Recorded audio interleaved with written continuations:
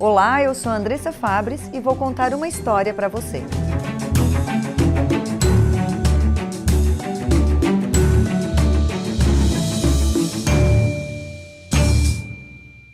A inquietação por uma nova carreira levou a nossa convidada de hoje para a educação.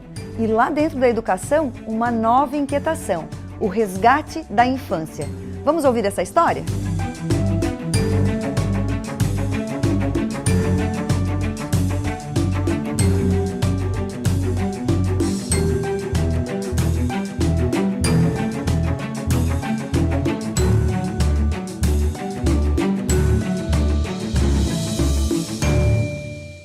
Olá, seja bem-vindo. No programa de hoje a gente vai falar um pouquinho sobre mudança de carreira e também sobre um resgate à infância. A nossa convidada, a Letícia Zappellini Nunes, ela é turismóloga, né? Acho que é essa a definição, né, Isso, Letícia? Seja bem-vinda. E depois ela foi para a área da pedagogia e agora ela se propõe a fazer um resgate à infância através dos brinquedos. Seja bem-vinda, Letícia. É um prazer te ter aqui contando essas histórias no Andressa Fabris Conta. Obrigada, Andressa. O prazer é meu, né? Estar aqui compartilhando um pouquinho da minha história contigo e com os teus telespectadores. A primeira profissão, a primeira carreira que tu buscou foi o turismo. Por que o turismo? De que forma que ele se apresentou na tua vida como profissão? Então, o turismo, ele se apresentou já no terceirão mesmo, aquela questão, né, muitos jovens, né, de estar com a família buscando, que vestibular você vai fazer, e nós tivemos uma semana de profissões na escola, e eu escutei uma pessoa, era um momento assim que o turismo estava muito em alta, eu tinha lá meus 17 anos, e escutei uma pessoa da área que foi nessa semana.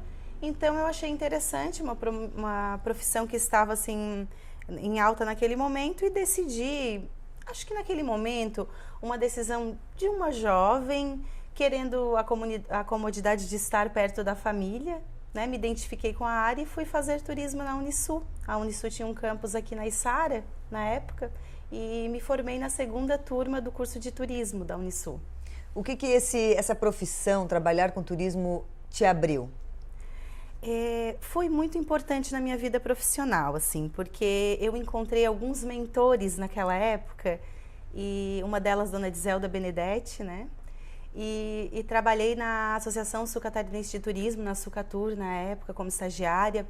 Fui para a TAM a convite do Charles Pinheiro e da Cris Verli, e lá iniciei uma vida profissional de muitos treinamentos, muitos cursos, né? A TAM, naquele momento, comandada pelo comandante Rolim, então com uma filosofia muito de tratar bem as pessoas, de um atendimento de qualidade.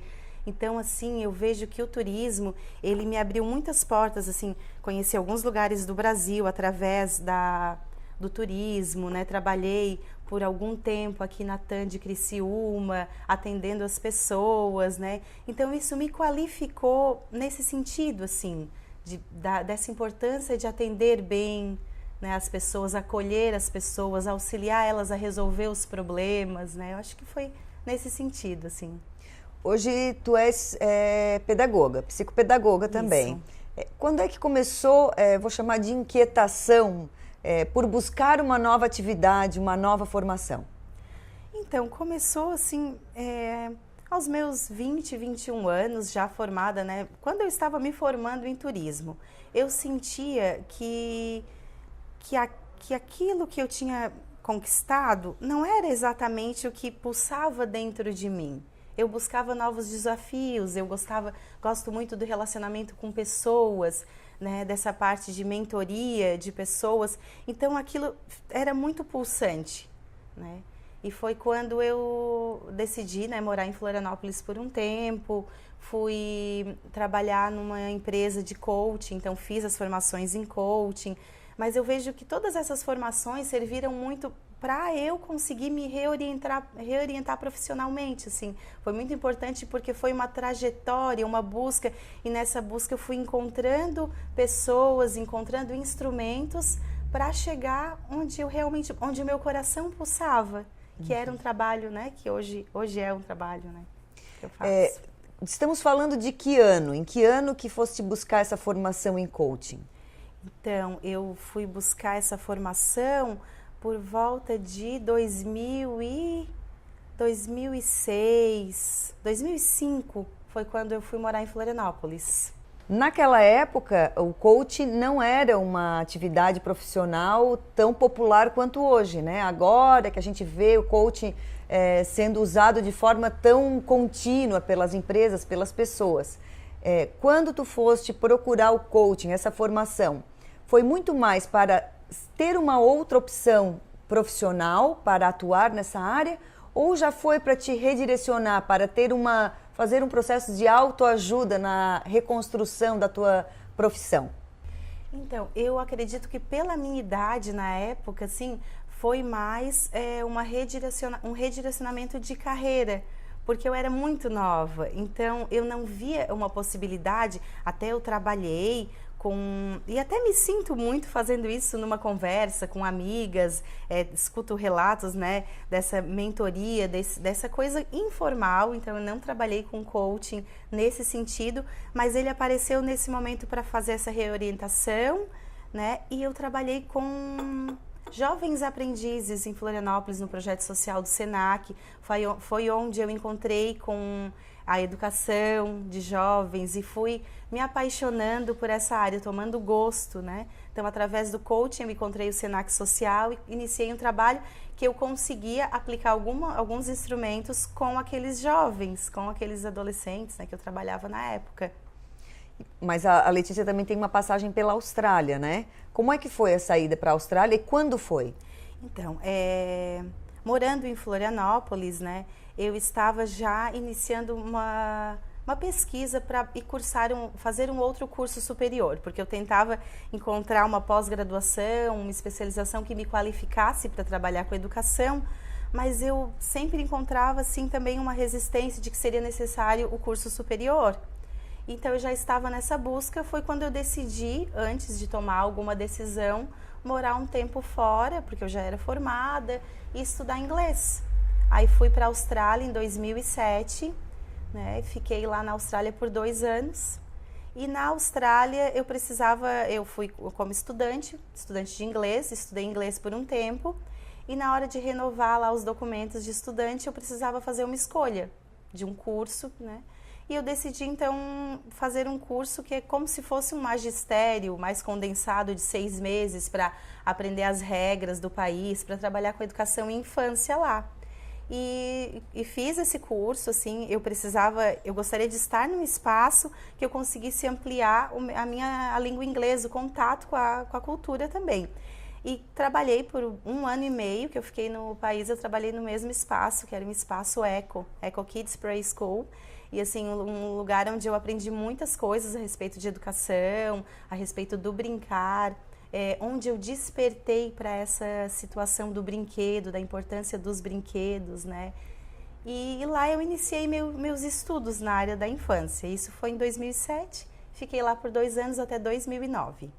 Aí voltou para o Brasil e foi cursar pedagogia. Sim, aí voltei em 2009, pedi lá na UDESC o retorno de graduada. Eu já tinha pedido antes de ir para a Austrália, agora que eu lembrei. E até fiz um semestre e decidi viajar. Fui viajar, assim, eu vejo que uma viagem assim, para um jovem que está buscando se orientar abre muitas perspectivas. Assim, é muito importante viver numa outra cultura, poder viajar, conhecer outra língua. Na Austrália, como um país multicultural, assim, é uma vivência muito interessante. Eu sempre falo assim que eu vou preparar meus filhos, eu busco preparar eles para serem passarinhos mesmo, que possam aprender outras línguas, viajar, estudar fora, porque eu acho importante, né, fazer isso. E na minha história foi importante. Então voltei para Florianópolis e pedi o reingresso na UDESC e lá cursei por 4 anos o curso de pedagogia, né? Fui bem feliz naquela universidade, assim, tive professores que até hoje tenho carinho, amizade, né? Quando fosse cursar pedagogia, normalmente é um curso que as pessoas, não só o curso de pedagogia, mas normalmente as pessoas entram adolescentes, né? Naquela transição da adolescência para a juventude na universidade. Tu já eras ainda jovem, mas já tinha uma outra formação. fazer essa segunda formação, o que foi diferente pelo teu amadurecimento, por tudo que tu já tinha vivido antes de fazer a pedagogia, né? O que foi diferente no aproveitamento, no olhar sobre a nova profissão? Então, Andressa, assim, quando eu fui para a UDESC, eu fui muito certa, né? Depois da vivência na Austrália com as crianças, com a educação, eu fui muito decidida a estudar, a me dedicar, né, àquilo. Eu fui encantada. Então, isso fez toda a diferença, porque quando eu voltei, já pela experiência na Austrália, eu até falava assim, eu vou trabalhar numa escola bilíngue, e consegui. Durante o curso de pedagogia na UDESC, eu já atuava lá na coordenação pedagógica da Escola Dinâmica, no projeto bilíngue lá em Florianópolis. Fiquei o curso inteiro, então eu tinha a experiência prática e a teórica, né, na escola e na faculdade. Então foi intenso, assim, os 4 anos de faculdade, vivenciando uma escola, uma das primeiras escolas, né, a primeira escola bilíngue de Florianópolis, uma escola inovadora que trabalhava com projetos, né, que trabalhava com os projetos interdisciplinares. Então eu aprendi muito assim nessa experiência. Foi como se eu estivesse fazendo uma graduação e uma pós-graduação unidas. Então eu senti assim que era um outro olhar, um olhar que tinha também a experiência, a vivência prática de tudo que estava sendo trabalhado, né, teoricamente. No próximo bloco, a gente vai conversar com a Letícia sobre como ela está transportando o conhecimento da pedagogia para um ambiente de brincar aqui em Criciúma. A gente volta já.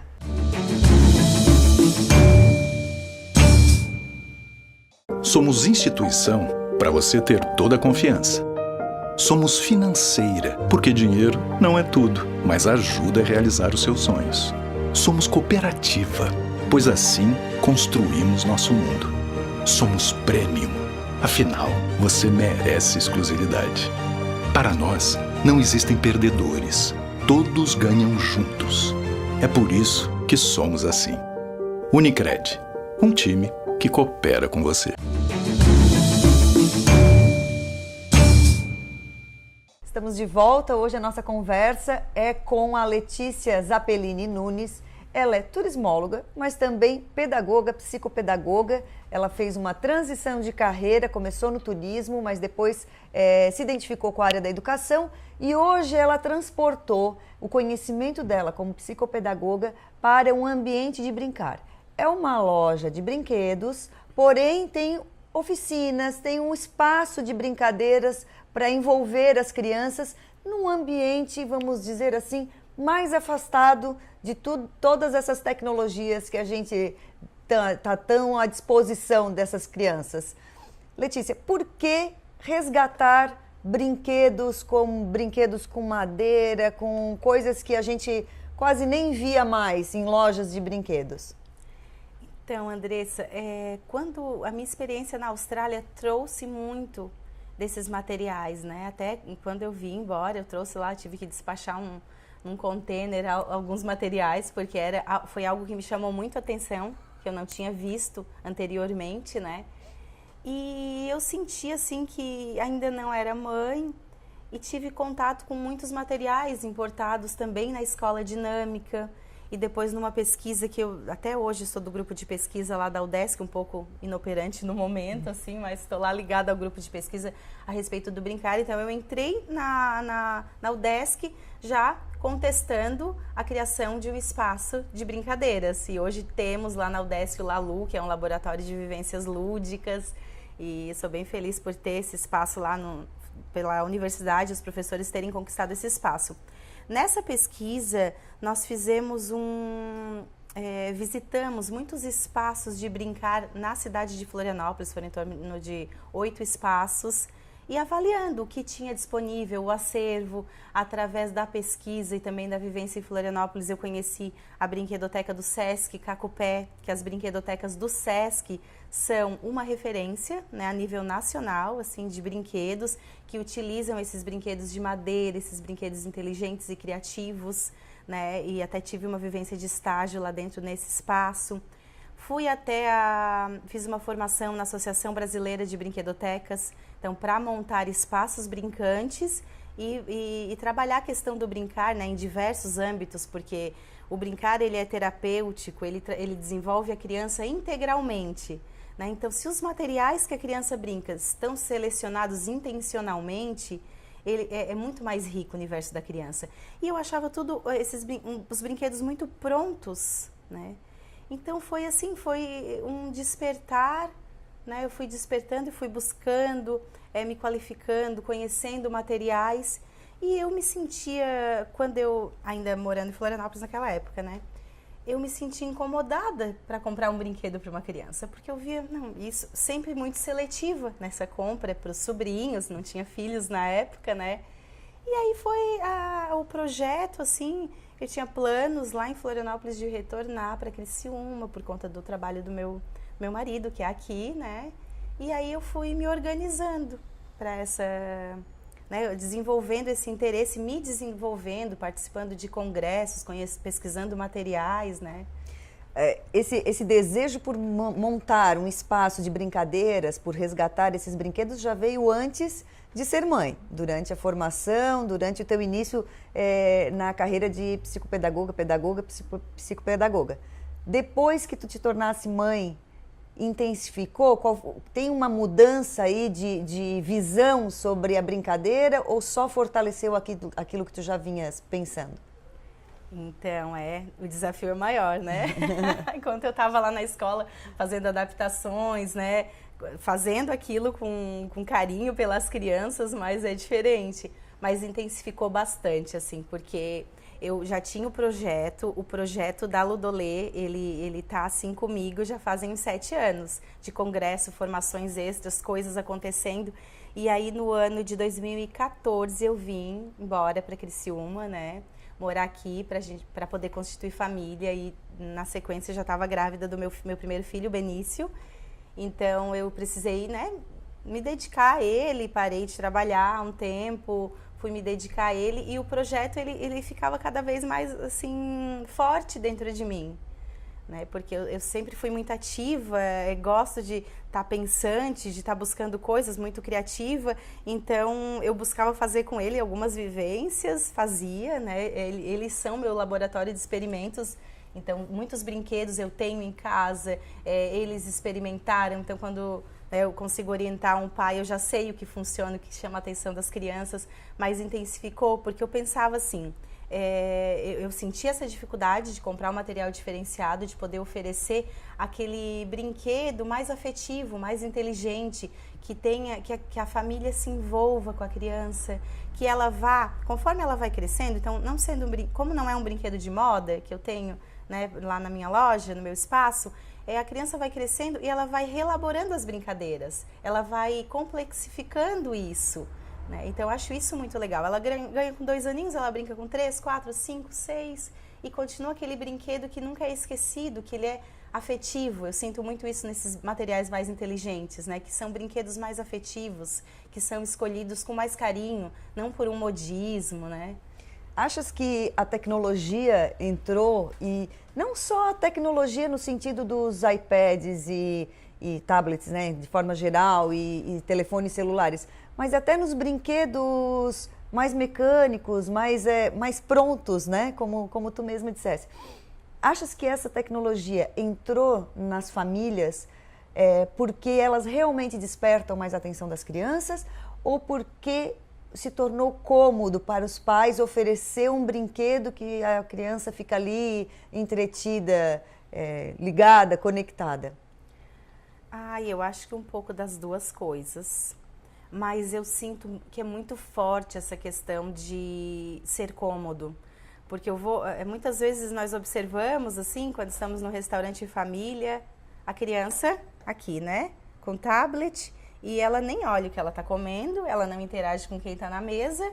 E claro, para os pais, eu sou mãe de 2 crianças pequenas, consigo jantar, consigo almoçar tranquilo.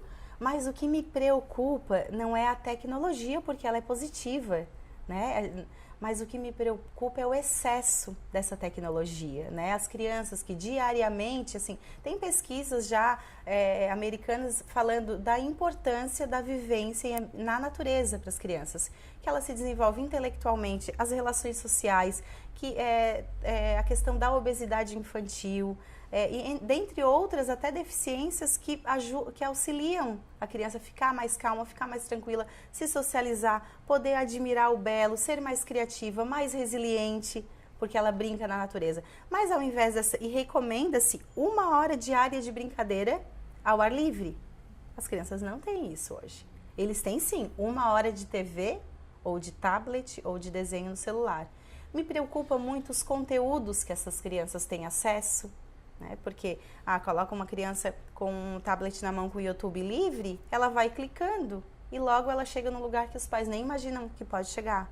Né? Então eu vejo assim que precisa ter as duas coisas, mas eu, enquanto assim uma estudiosa na área, recomendo que se tenha muito esse brincar livre, esse brincar com água, esse brincar na terra, esse brincar no sol, subir em árvore, comer fruta do pé, todas essas vivências que ficam registradas e vivências que têm uma interação entre a família, entre o adulto referência que está acompanhando, né? Porque a tecnologia é o mundo deles também, porque eles são dessa geração e nós não podemos negar isso.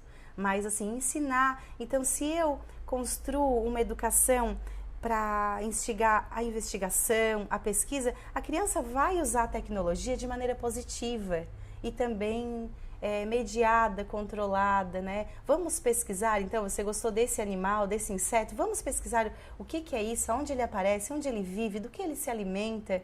Então, tem uma maneira de utilização dessa tecnologia de uma maneira mais controlada e benéfica, né, para a infância. Lá na Ludolê, a maior parte dos brinquedos são de madeira, são tradicionais, né? Tradicionais no sentido, assim, lá da minha infância, né? Mais do passado. Qual é a reação das crianças quando elas entram na loja? É uma reação de, ai, esse negócio é chato, ou é uma reação de descoberta, de encantamento? O que tu tens, nesses poucos meses de loja, o que tu tens percebido do comportamento das crianças lá dentro desse espaço?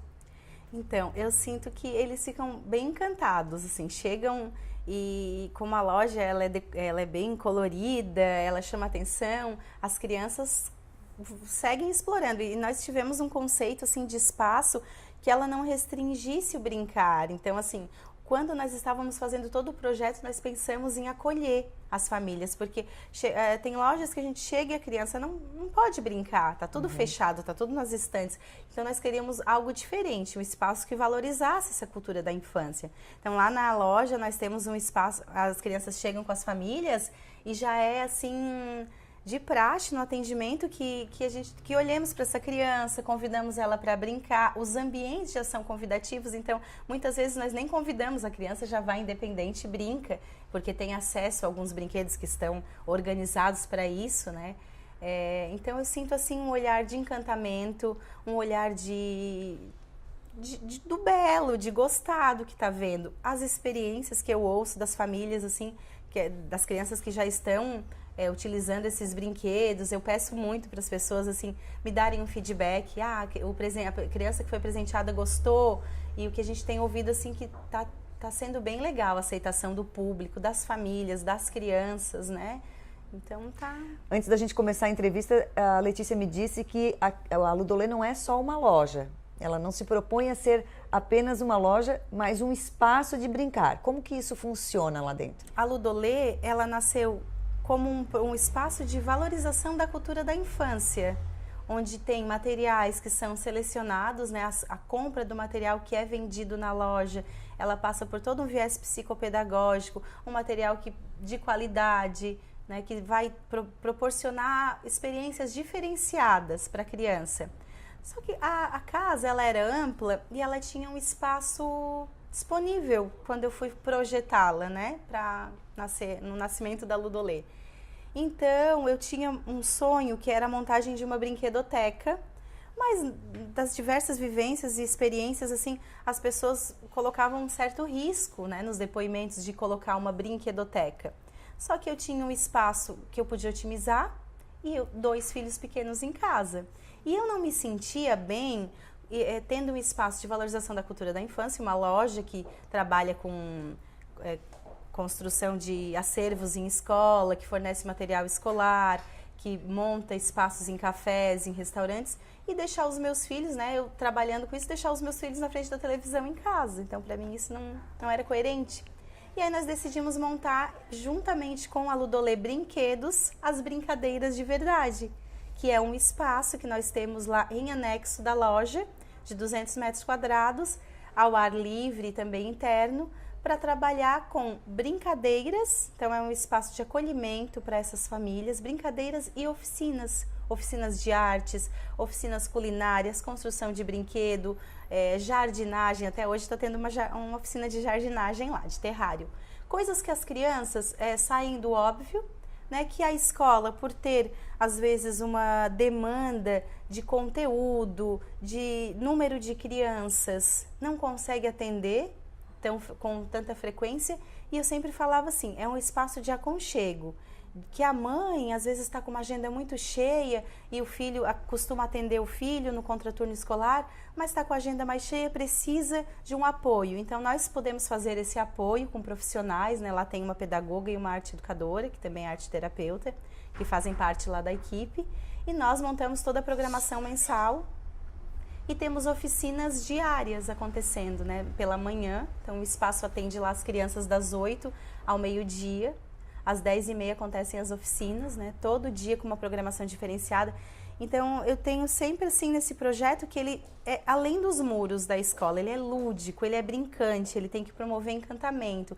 Então, nós recebemos lá a visita de personagens. Um dia é a fada dos sucos mágicos, outro dia vem uma contadora de histórias com o cabelo azul, outro dia eles fazem bolinhos mágicos. E é tudo muito para a criança pôr a mão na massa e ampliar esse repertório de brincadeiras, que um dia ela vai estar brincando com a amiguinha em casa e vai propor, porque ela conhece, porque alguém ensinou aquilo para ela.